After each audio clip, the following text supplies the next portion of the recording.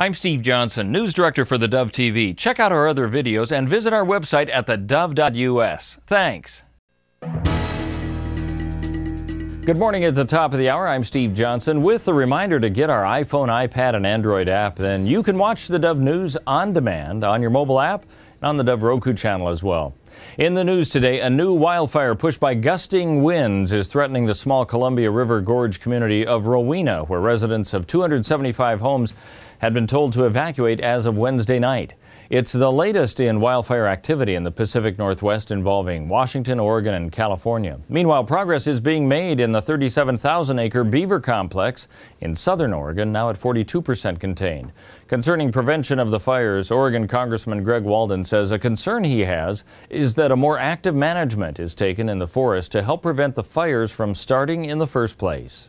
It'd be nice if the Senate would pass the legislation the House already passed almost a year ago now to allow for more active management of our federal forest lands and create jobs that would reduce the threat of the catastrophic wildfires in our forests and protect our watersheds and all that. Walden agrees with a plan similar to that mentioned by Oregon Senator Ron Wyden to budget firefighting funds so that more is done on the prevention side, so more doesn't have to be paid when it comes to fighting the fires.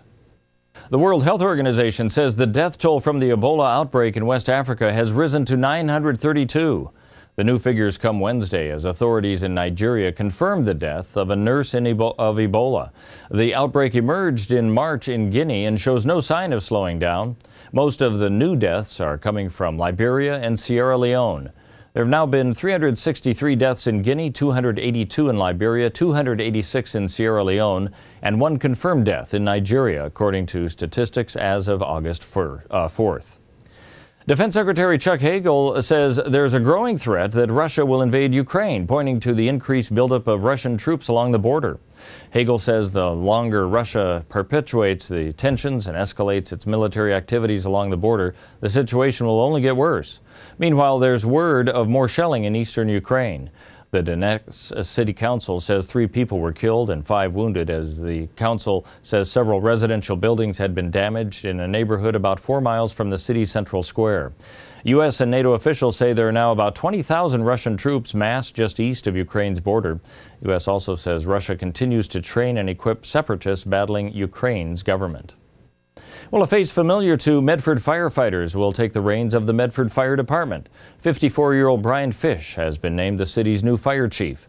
A decision had been postponed until the question of whether or not Medford Fire would consolidate with Jackson County Fire District 3 was resolved. Let's take a look now at what we can expect on the weather scene for our area. For Northern California and the Wairika area, sunny skies the next 2 days with a high of 93 today, 89 tomorrow, 93 and partly cloudy on Saturday. As we head over into the Klamath Basin, sunny skies also today and tomorrow. 87 the high today, 85 tomorrow, back up to 87 on Saturday. A chance of lightning possible on Monday. As we head over to the Oregon coast, partly cloudy today, just a slight chance of rain with a high of 64. Then sunny skies through the weekend, highs in the mid-60s all 3 days. As we head to Central Oregon and the Bend area, sunny today with a high of 85. 81 is all tomorrow with partly sunny skies, and then back to 85 on Saturday.